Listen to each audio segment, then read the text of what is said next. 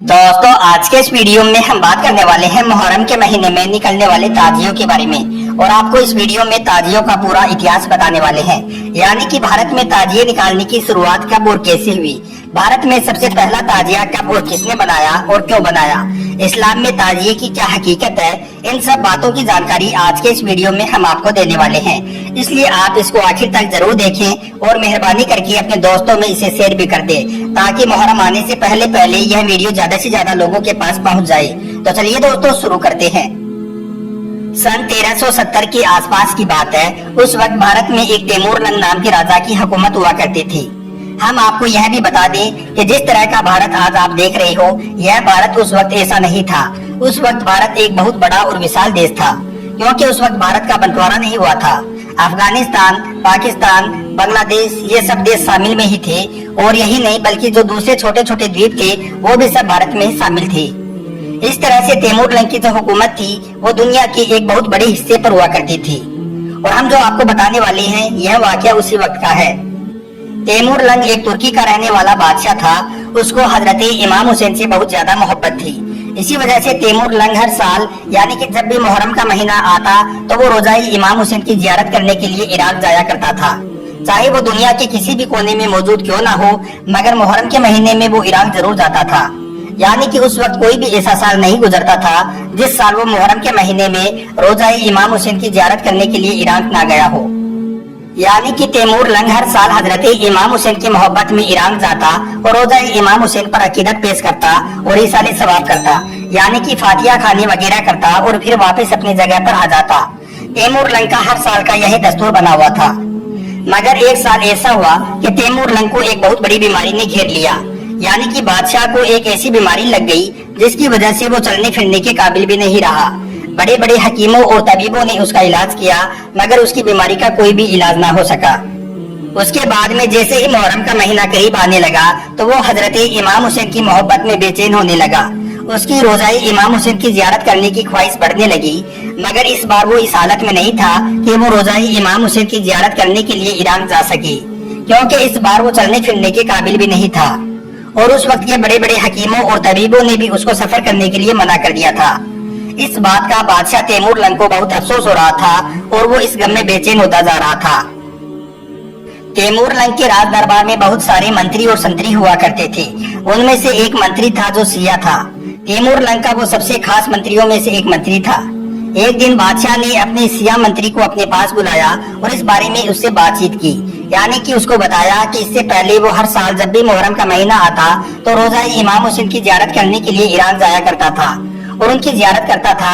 मगर इस बार उसको इस बीमारी ने घेर लिया है, जिस वजह से वो इस बार रोजाई इमाम हुसैन की जियारत करने के लिए नहीं जा पाएगा। बादशाह तैमूरलंग ने अपने इस मंत्री से कहा कि वो कोई ऐसा रास्ता निकाले कि वो किसी भी तरह से रोजाई इमाम हुसैन की जियारत कर सके। दोस्तों, यह सिया मंत्री तैमूरलंग का सबसे खास मंत्री था। इस वजह से वो किसी भी तरह से बादशाह को खुश करना चाहता था। इसके लिए उसने अपनी सारी आवाम के बीच में इस बात का ऐलान कर दिया कि जो भी इमाम हुसैन की रोजे की शक्ल में यानी कि हूबहू मॉडल बनाकर लाएगा उसको बादशाह की तरफ से एक बहुत बड़ा इनाम दिया जाएगा। उसके बाद में उस जमाने में कई सारे जो कलाकार थे उन सब ने मिलकर रोजाई इमाम हुसैन का मॉडल बनाना शुरू कर दिया। उन्होंने बांस की लकड़ियों को जोड़ जोड़ कर रोजाई इमाम हुसैन के जैसा एक मॉडल बनाया और उसके बाद में उस पर खजूर के पत्ते और दूसरी चीजें जो उस जमाने में मिला करती थी उनको उस पर लगाया गया और इस तरह से उन्होंने रोजाई इमाम हुसैन जैसा एक मॉडल तैयार कर लिया जो कि हूबहू रोजाई इमाम हुसैन की तरह ही दिख रहा था। जब वो मॉडल बनकर पूरी तरह से तैयार हो गया तो फिर उसको बादशाह तैमूरलंग के सामने पेश किया गया। बादशाह उसको देखकर बहुत खुश हुआ और खुश होकर उसने अपने उस मंत्री को बहुत सारा इनाम भी दिया। और यही नहीं बल्कि उस मॉडल को जिन कलाकारों ने बनाया था बादशाह ने उनको भी खूब इनाम दिया। उस दिन पहली बार यह मॉडल बनकर तैयार हुआ था और उसी दिन इसको ताजिए का नाम दिया गया था। जिन ताजियों को आज हम और आप देखते हैं उसकी शुरुआत उस दिन से हुई थी। पहली बार बादशाह के जमाने में उन कलाकारों ने वो ताजिया बनाया था।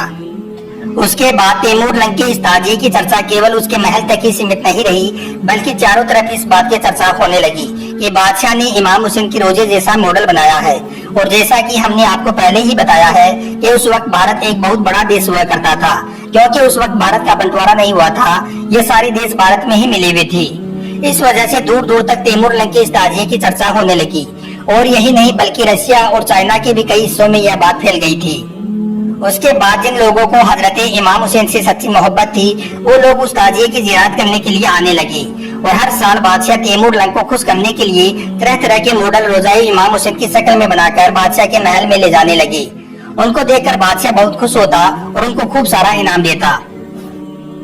मगर उसके बाद में बादशाह तैमूर लंग की यह परंपरा ज्यादा दिनों तक न चल सकी। बादशाह की यह परंपरा सिर्फ 1370 से लेकर 1405 तक ही चल सकी, यानी कि तैमूर लंग की यह परंपरा सिर्फ 35 सालों तक ही चल सकी। उसके बाद में एक दिन अचानक बादशाह तैमूर लंग की मौत हो गई। लेकिन तब तक ताजिया बनाने का यह रिवाज पूरे भारत में ही नहीं बल्कि रशिया और चाइना के भी कई हिस्सों में फैल गया। उसके बाद धीरे धीरे भारत का बंटवारा होने लगा। भारत, पाकिस्तान, बांग्लादेश, अफगानिस्तान ये सब देश अलग अलग हो गई, मगर यह परंपरा चलती रही। इसी वजह से इन देशों में आज भी कई जगहों पर ताजिया बनाकर निकाला जाता है।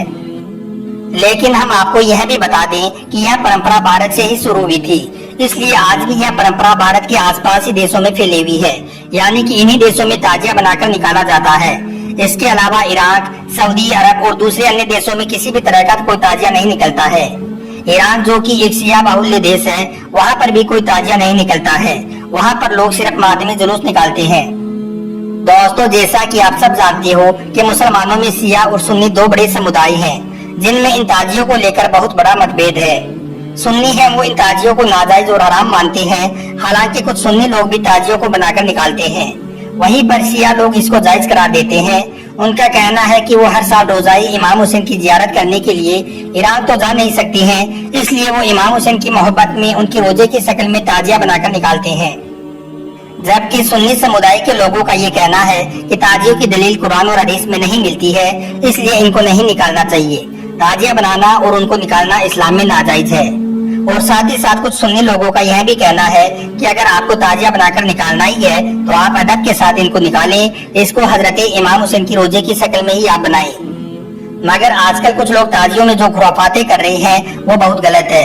वो ताजिए को निकालते ही निकालते हैं, साथ में कुछ ऐसी अजीब अजीब चीजें भी निकालती हैं जो कि बहुत बड़े गुनाह का काम है। कुछ लोग हैं वो क्या करते हैं कि एक मटके के ऊपर काले रंग की चादर डाल देते हैं और उसको हजरत इमाम हुसैन के कटे हुए सर मुबारक की शक्ल देकर उसको चारों तरफ घुमाते हैं, जो कि बहुत गलत है। इसके अलावा कुछ लोग ताजियों के साथ गाड़ियों के ऊपर लाउड स्पीकर रखकर और नाच गानों के साथ ताजियों को निकालते हैं। और यही नहीं, कुछ लोग तो अजीब अजीब तरह की स्टंटबाजी भी करते हैं। कई लोग कब्र बना देते हैं, तो सुन्नी समुदाय के हिसाब से ये बिल्कुल भी जायज नहीं है और कुरान हदीस में भी इसकी कोई दलील नहीं मिलती है।